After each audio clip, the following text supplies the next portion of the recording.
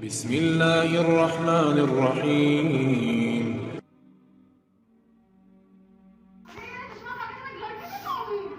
فرشتے نورانی مخلوق ہیں جنہیں ان کی اصلی شکل و صورت میں دیکھنا انبیاء کرام علیہ الصلوۃ والسلام کے علاوہ کسی اور کے لیے ممکن نہیں، اور یہی وجہ ہے کہ ہمارے ارد گرد لاتعداد فرشتے اپنے کاموں میں مصروف ہیں مگر ہمیں وہ دکھائی نہیں دیتے۔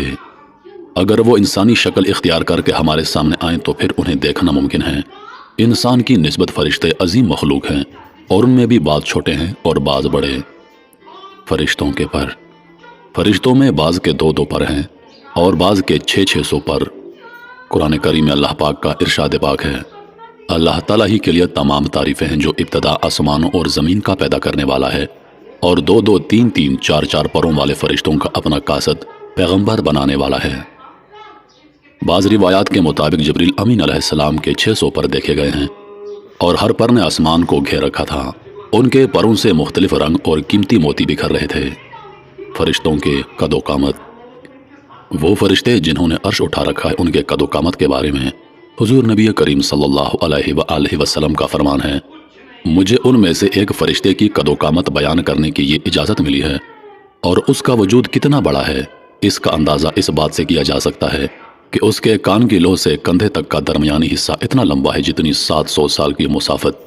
ایک دوسری حدیث میں سیدنا انس رضی اللہ عنہ سے مروی ہے کہ حضور نبی کریم صلی اللہ علیہ وآلہ وسلم نے ارشاد فرمایا، عرش کو اٹھانے والے فرشتوں میں سے ایک فرشتے کے بارے میں مجھے یہ بتانے کی اجازت دی گئی ہے، اس کے پاؤں سب سے نچلی 7ویں زمین میں ہیں اور اس کے کندھوں پر عرش ہے اور اس کے دونوں کانوں کی اور کندھوں کے درمیان اتنی دوری ہے کہ اسے طے کرنے کے لیے پرندے کو 700 سال کی پرواز چاہیے۔ وہ فرشتہ کہتا ہے، یا اللہ تو پاک ہے جہاں بھی ہے اور جہاں بھی ہو۔ فرشتوں کی ضروریات، اللہ تعالیٰ نے فرشتوں میں شادی بیاہ کی حاجت نہیں رکھی، اس طرح انہیں کھانے پینے سے بھی بے نیاز کر دیا ہے۔ اس کی وضاحت قرآن مجید میں مذکور سیدنا ابراہیم علیہ السلام کے اس واقعے سے ہوتی ہے، جس میں ہے کہ ابراہیم علیہ السلام کے پاس فرشتے آئے تو آپ علیہ السلام ان کے لیے فوراً گوشت لے کر آئے مگر انہوں نے اسے تناول نہیں کیا۔ اللہ تعالیٰ نے فرشتوں کو بیماری، سستی، کاہلی، دکھ، تکلیف، تھکاوٹ اور اکتاہٹ وغیرہ سے محفوظ رکھا ہے، اور وہ دن رات فقط اللہ کی اطاعت میں اپنے کاموں میں مصروف رہتے ہیں۔ قرآن مجید میں ہے، آسمانوں اور زمین میں جو کچھ ہے اسی اللہ کا ہے، اور جو کچھ اس کے پاس فرشتے ہیں وہ اس کی عبادت سے نہ سرکشی کرتے ہیں اور نہ تھکتے ہیں۔ وہ دن رات اللہ کی تسبیح بیان کرتے ہیں اور ذرا سی بھی سستی نہیں کرتے۔ محترم عزیز دوستو، آرام اور نیند تھکاوٹ کو دور کرنے کے لیے ہوتی ہے، اور جب یہ واضح ہو گیا کہ فرشتے نہ تھکتے ہیں اور نہ سست پڑتے ہیں تو پھر ان کے لیے نیند اور آرام کی کوئی ضرورت باقی نہیں رہ جاتی۔ فرشتے تقریباً عام طور پر آسمانوں میں رہتے ہیں اور اللہ کے حکم سے مختلف کاموں کے لیے زمین پر اترتے ہیں اور پھر واپس آسمان پر چلے جاتے ہیں۔ قرآن مجید میں ایک اور مقام پر خود فرشتوں کی یہ بات مذکور ہے، ہم تیرے رب کے حکم کے بغیر نہیں اترتے۔ فرشتوں کی تعداد، فرشتوں کی تعداد کتنی ہے اس کے بارے میں کوئی تفصیل نہیں ملتی، کیونکہ اللہ تعالیٰ کا فرمان ہے، تیرے رب کے لشکروں کو اس کے سوا اور کوئی نہیں جانتا۔ بعض احادیث سے معلوم ہوتا ہے کہ فرشتوں کی تعداد بہت زیادہ ہے، بلکہ اندازہ ہوتا ہے کہ انسانوں اور جنوں سے بھی ان کی تعداد زیادہ ہے۔ سیدنا ابو ذر رضی اللہ عنہ سے مروی ہے کہ اللہ کے رسول صلی اللہ علیہ وآلہ وسلم نے فرمایا، آسمانوں میں کہیں 4 انگلیاں جگہ بھی ایسی نہیں جہاں کوئی نہ کوئی فرشتہ سجدہ ریز نہ ہو۔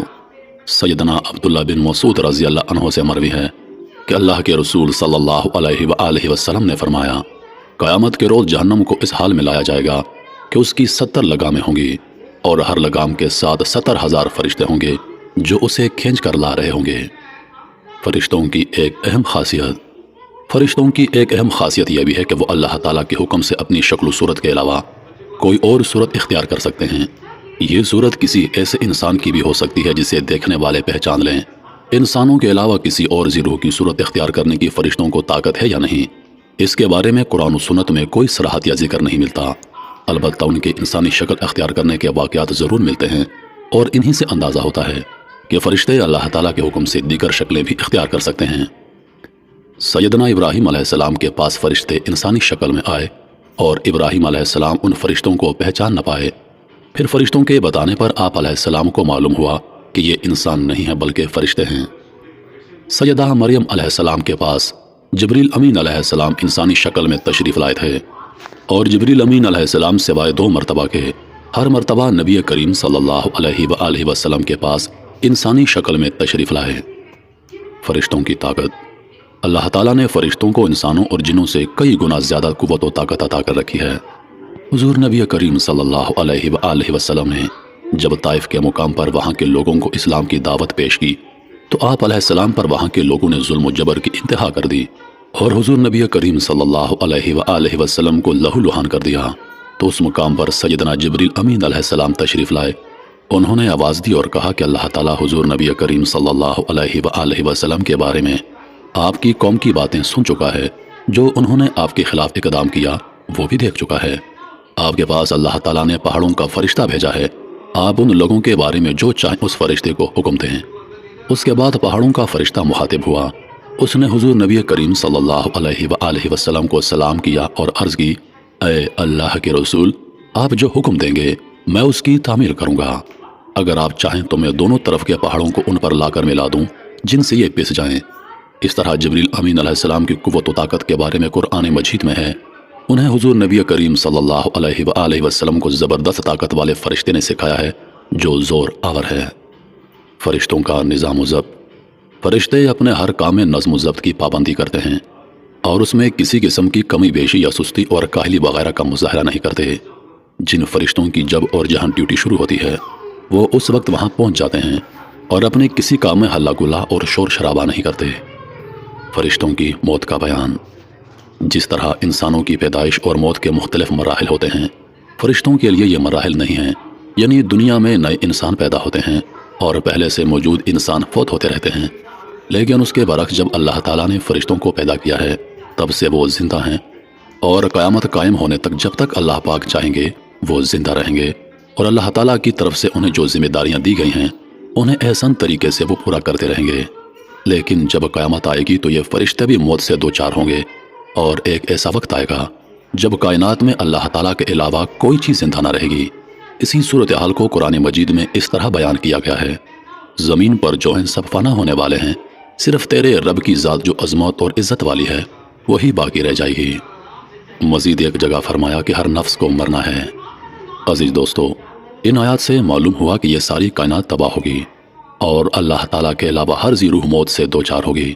اس کے بعد سب سے پہلے اللہ تعالیٰ اسرافیل علیہ السلام کو زندہ کریں گے اور انہیں حکم دیں گے کہ وہ سور پھونکیں، جس سے وہ ساری مخلوق جو مردہ تھی زندہ ہو جائے گی، جیسا کہ ارشاد باری تعالیٰ ہے۔